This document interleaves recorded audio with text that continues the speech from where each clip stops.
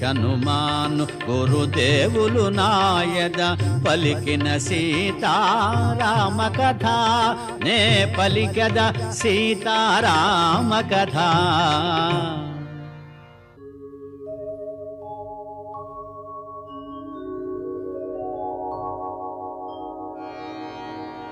యమ కుబేర వరుణ దేవేంద్రాదుల సర్వసంపదల మించినది విశ్వకర్మ తొలుత బ్రహ్మకిచ్చినది బ్రహ్మవరమున కుబేరుడందినది